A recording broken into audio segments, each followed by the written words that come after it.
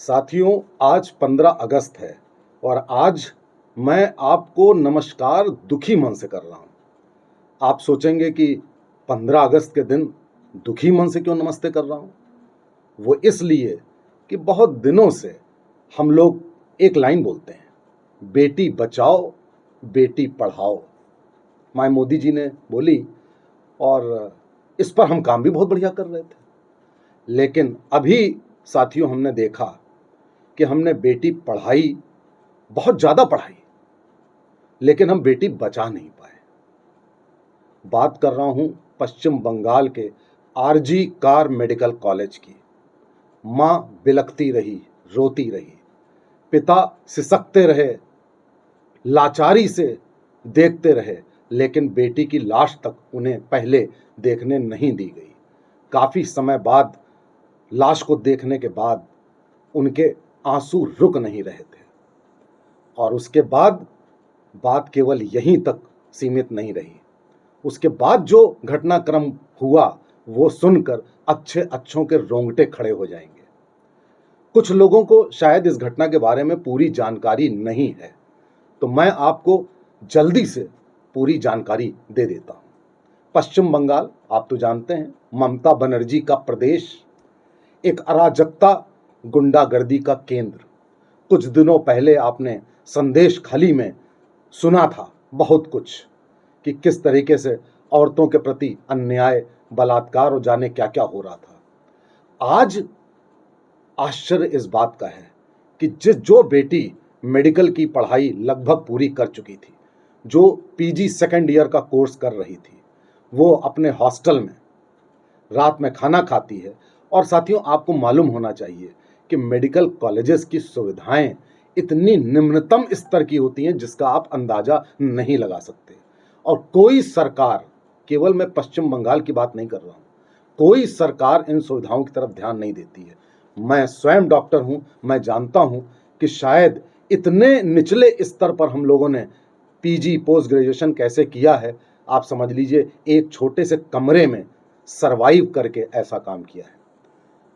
वो बेटी रात में पढ़ाई कर रही है। हम सब लोग रात 5-5 बजे तक पढ़ाई करते थे पीजी के दौरान, और उसके बाद वो 2 बजे सेमिनार रूम में पढ़ने के लिए जाती है और दूसरे दिन सुबह उसकी छत विच्छत लाश मिलती है। लाश में ऊपर से नीचे तक इतनी इंजरीज, जगह जगह से खून, हड्डियां टूटी हुई, नग्न शरीर, गुप्तांगों से खून निकलता हुआ, जिसको कोई एक नॉर्मल व्यक्ति नहीं देख सकता, मैं समझता हूं कोई डॉक्टर भी नहीं देख सकता। और अगर कोई माता पिता अगर देखे तो सोचिए उनके दिल पर क्या बीत रही होगी। बात यहां खत्म नहीं हुई। उसके बाद तफ्तीश जब करने का नंबर आया तो उस पर पर्दा डाला गया।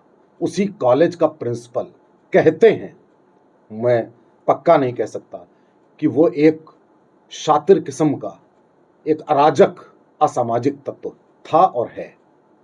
उसका उस कॉलेज में रुतबा, राजनेताओं का आना जाना, उन सबके साथ मिलकर छात्रों का शोषण करना और तरह तरह की असामाजिक हरकतें करना उस प्रिंसिपल का पेशा और रोजमर्रा का विषय था। वो प्रिंसिपल पहले इसको आत्महत्या कहता है और उसके बाद उस पर पर्दा डालने की कोशिश करता है और कहता है कि कोई आया होगा।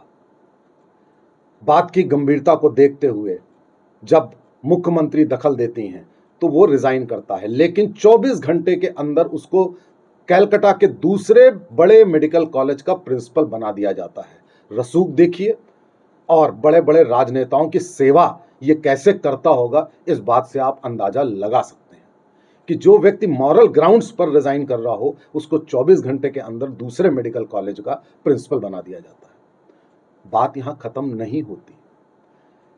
इस लड़की का पोस्टमार्टम होता है। इसके गुप्तांगों और शरीर से 150 मिलीग्राम सीमेन वीर्य पाया जाता है, जिस पर सुनने में आया है कि मुख्यमंत्री की भी टिप्पणी अभद्र होती है, जैसा कि सोशल मीडिया में है।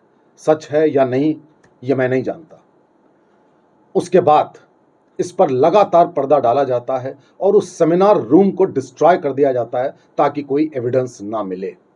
और बहुत सारे मंत्री, नेता इस घटना पर पर्दा डालने की कोशिश करते हैं। इसी मेडिकल कॉलेज में ये पहला मामला नहीं था। इसके पहले भी बेटियों के साथ बलात्कार होना, पैसे का लेन देन, रिश्वतखोरी, तरह तरह की गतिविधियां होती रहती थीं और सुनने में आया था कि ये लड़की उन घटनाओं का पर्दाफाश भी करने वाली थी। उसी मेडिकल कॉलेज में एक युवक आता था जो सिविक बॉडी में था। वो युवक क्यों आता था अस्पताल में, ये मैं नहीं बता सकता। हम लोगों के ज़माने में ऐसे लोग, असामाजिक तत्व ऐसे चक्कर नहीं लगाते थे। उसका प्रिंसिपल के पास भी उठना बैठना था कई लोगों के साथ, और वो राजनेताओं के बच्चों को, लड़कों को, बच्चे कहना गलत है, लड़कों को लेकर भी आता था। गुंडा किस्म का व्यक्ति था। 4 शादियां हो चुकी थी जिनमें कि 3 में वो तलाक दे चुका था, एक के साथ कुछ डोमेस्टिक वायलेंस भी चल रही थी। उसको पकड़ लिया जाता है क्योंकि उसका ब्लूटूथ और कुछ ईयरफोन वगैरह पाया जाता है। बात यहां भी खत्म साथियों नहीं होती। वो इसलिए कि ये जो बलात्कार के बाद नृशंस हत्या हुई, बलात्कार ये गैंग रेप था, यानी कि सिंगल आदमी का एक कर्तव्य नहीं था, ये कई लोगों का था। और इसमें दूसरे लोगों का नाम, कुछ 2 मंत्रियों के लड़कों का नाम आ रहा है, कुछ टीएमसी से जुड़े नेताओं के लड़कों का नाम आ रहा है। संभवतः वो भी उस लड़के के साथ रहे होंगे, ये मैं नहीं कह रहा हूं, ये कयास लगाए जा रहे हैं। और आप यकीन नहीं करेंगे कि टीएमसी में, ममता बनर्जी की सरकार में 11 महिलाएं हैं, 11 महिलाएं, जिसमें 2-3 डॉक्टर भी हैं, और एक डॉक्टर, जैसा कि सोशल मीडिया में है, वो इसी मेडिकल कॉलेज से पढ़ी हुई है। उन सबके होंठ सिले हुए थे। खैर, मामला कोर्ट में जाता है और किसी तरह से सीबीआई इंक्वायरी कर दी जाती है। सीबीआई वहां पहुंच जाती है, लेकिन छात्रों का आंदोलन और प्रोटेस्ट जारी रहता है। और कल रात में, यानी 14 अगस्त की रात 2 बजे 1000 आदमी उस मेडिकल कॉलेज पर अटैक कर देता है। गुंडे कौन थे ये गुंडे? कोई बता सकता है? मैं तो नहीं बता सकता कि कौन रहे होंगे। ये गुंडे उन प्रोटेस्ट करने वाले छात्रों को मारते पीटते हैं और पूरे मेडिकल कॉलेज, सेमिनार रूम से लेकर हर जगह वो प्रमाण नष्ट कर देते हैं, क्योंकि ये कल ही सीबीआई इंक्वायरी ऑर्डर हुई है। अब आप इससे समझ सकते हैं कि मामला कितना गंभीर है, और गंभीर ही नहीं है, मामला कितना गलत है। उस बेटी के साथ ही नहीं, पूरे समाज के साथ कितना बड़ा अन्याय और अत्याचार हो रहा है। और ये पहला मामला नहीं है, कई मामले पहले भी हो चुके हैं। और वेस्ट बंगाल में अस्पतालों में आए दिन अराजकता और मारपीट होती है। मुझे एक बात समझ में नहीं आती, मैं ममता बनर्जी से क्या शिकायत करूं? ममता बनर्जी स्वयं अपने आप में अराजकता का अड्डा है। मैं ये बात जिम्मेदारी से कह रहा हूं।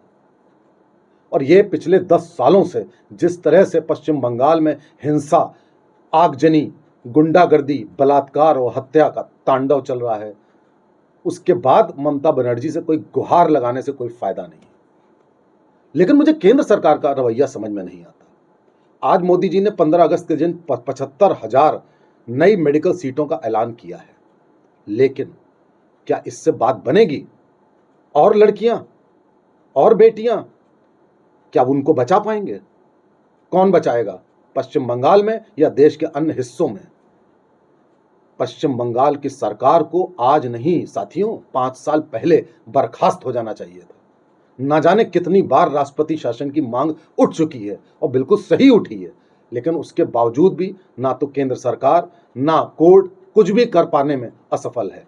क्या मामला है, ये समझ में नहीं आता। इस मामले को एक लेडी डॉक्टर, पढ़ी लिखी, अस्पताल के अंदर उसका सामूहिक बलात्कार करके उसको छत विच्छत करके मार डाला जाता है। क्या इस घटना को आप मामूली समझते हैं? आप सोचिए कि फिर सड़कों पर, बस्तियों पे क्या हाल होगा पश्चिम बंगाल में। साथियों, इस मुद्दे को लेकर सड़क पर आइए। इस मुद्दे को लेकर चाहे केंद्र सरकार हो, चाहे पश्चिम बंगाल की सरकार हो, उनको घेरिए। आसानी से ये उसी माँ बाप के आंसू का मामला नहीं है, ये हमारे आपके घर की भी बेटियों का सवाल है। केवल वही बेटी नहीं मरी है, आज हर बेटी चिंतित है। आज आप सोचिए, मेडिकल कॉलेज में लड़कियां जाने से डर रही हैं। वो सोच रही कब उनके साथ क्या हादसा हो जाए, कैसे होगी नाइट ड्यूटी, कैसे बचाई जाएगी मरीजों की जान। और बाद में यही नेता कहते हैं कि स्ट्राइक मत करो, जान बचाओ। ये इनका आलम है अमानवीय, असंवेदनशील नेताओं का। साथियों, इस मुद्दे को कम मत होने दीजिएगा। अगर आप नहीं करते हैं तो अपना नुकसान करेंगे। ये नेता तो बस भूल देंगे, भुला देंगे, रफा दफा कर देंगे। सड़क पर आइए, आंदोलन करिए, ये निर्भया 2 को न्याय दिलाइए। नमस्ते, जय हिंद, जय भारत।